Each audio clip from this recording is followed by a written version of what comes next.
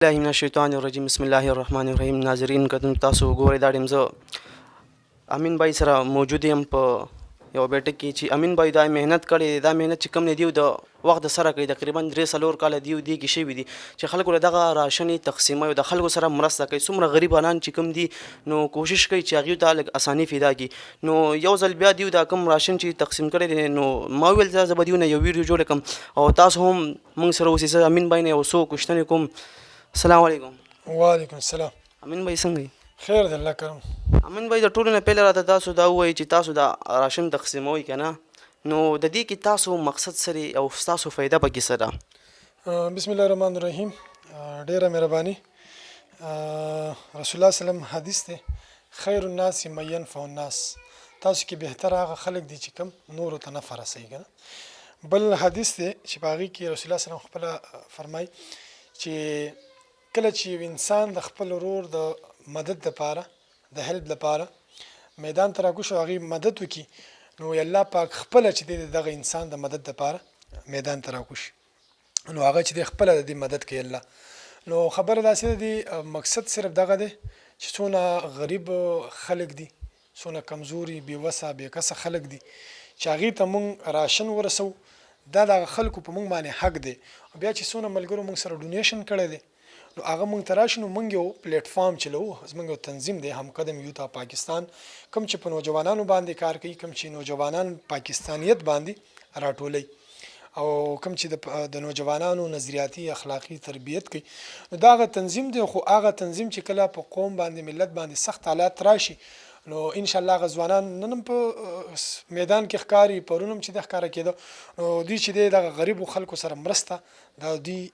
منشور حصہ ده. هم قدم پاکستان دا تاسو دغه تنظیم نه دا کوئ؟ دا د هغې تنظیم پلیټ فارم لاندې چې دی دا ټول ډسټریبیوشن کوي. نو اوسه پورې تاسو مطلب د خپل تنظیم نه خلکو ته هم څه اسانتۍ پیدا کړي دي؟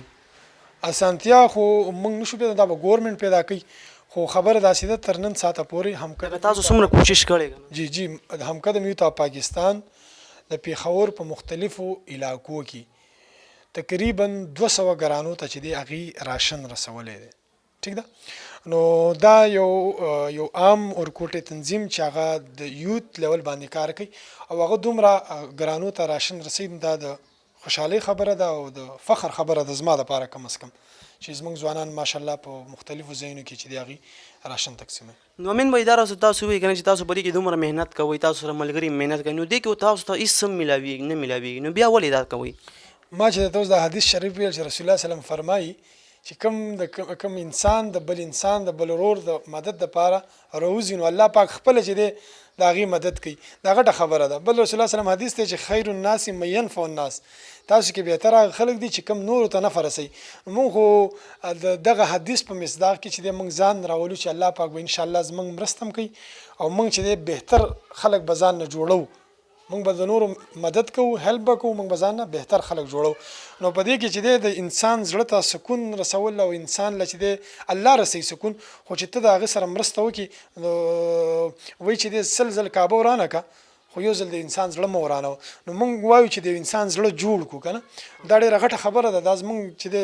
د زندګۍ مقصد هم دا دی چې د انسان زړه به جوړو او هغې به چې دی چې زمونږ په مخونو باندې خندای باید چې دا غریبو خلکو په مخونو باندې هم خندا راشي. دا غون خلک چې اوس تاسو سره یو شي که نه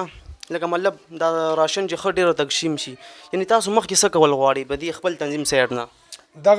دا خو ګوره یو سخت حالات دي که نه. په دې سختو حالاتو کې چې دی په مختلفو ځایانو کې چې دی زمونږ ممبران زمونږ ذمه داران هغه لګیا دي په زندیو ورمړلو داسې په بادر کلي وغیره کې چې دی ملګري خو هغه خپل کارونه کوي. د دې مقصد صرف ګوره دا په دې ملک باندې په ټوله دنیا باندې یو کووډ 19 ورته ویلی کېږي کرونا وایرس باندې مشهور دی هغه وبا راله د هغې د وجې لاکډاون شو ټوله دنیا. بیا خاص کر پاکستان کې چې کوم دیهړیدار طبقه ده چې یو سړی 500 روپۍ ورځ ګټي هغه کور ته راځي هغه کور باندې لګوي نو چې هغه په کور باندې کېناستو نو هغه به څه خوري نو به حیثیت یو انسان به حیثیت یو مسلمان به حیثیت یو پاکستانی دا زموږ ریسپانسیبیلیټي جوړیږي. موږ به دې کې نور مقصدونو ته نه ګورو موږ به دې ته ګورو چې موږ به هغه انسان ته چې دی موږ به هر یو کوشش کوو چې موږ یو پلیټ فارم چلو موږ یو شریک وو نو باید چې موږ خلکو د پاره بچ دی راشن در رسولو هم بندوبست کوو. دا مو امین بای لکه تاسو دا راشن بار بار تقسیموي کنه څنګه موږ ته پته تقریبا 3 سالو کال تاسو دا کار سٹارټ کړی دی نو دا پیسې د کم ځای نه راځي؟ دا خو ما اوله کې ویلې کنه چې دا موږ ته ډونرز چې موږ څونه ملګری دي موږ سره تنظیم کې دي یا د تنظیم سره تعلق نه لري موږ فالو کوي هغه چې دا کار تاسو ښه کوئ نو هغه چې دی موږ ته ډونیشن راکوي موږ ته چې دی هغه شان ډونیشن راکوي موږ هغه مطابق چې دی راشن چې دی تقسیمو. د رزق وعده الله پاک کړی دا وري نو یو انسان هم د لوګي نه مري وري دا رزق چې کوم دی کنه دا هر انسان د الله پاک رسي اوس الله پاک ته وره الله پاک د دې انسان نه کار اخلي تاسو چې کوم دی کنه تاسو دی امین بای سره یا نور خلکو سره داسې خلکو سره کوم چې دا راشن تقسیموي هغه سره مدد کوي یا نه کوي خو لیکن هغه خلکو ته الله پاک د رزق ورسي اوس الله پاک چې کوم دی کنه د دې په ذریعه دی غریبانو ته رزق ورسي یوري نو تاسو هم کوشش وکړئ دا غرنګ کار تاسو هم شروع کړئ. امین بای دا وایي چې مطلب هغه ته څه پیغام اخري پیغام تاسو سایډ نه پیغام خو دغه یو پیغام دی چې دغه ټیم چې د موږ څونه کتون کې ګوري څونه موږ اوري هغه ته صرف او صرف دا یو پیغام دی چې تاسو چرته هم تاسو خپل آس پاس نظر واچوي تاسو په خپل گاون کې وګورئ او تاسو چې دی وګورئ چې کم کمزور دی که کمزور نه می تاسو اسی چې دی هغه کور کې چې دی سناسه چې خپل پاخه کې ساغي کرم ولېږي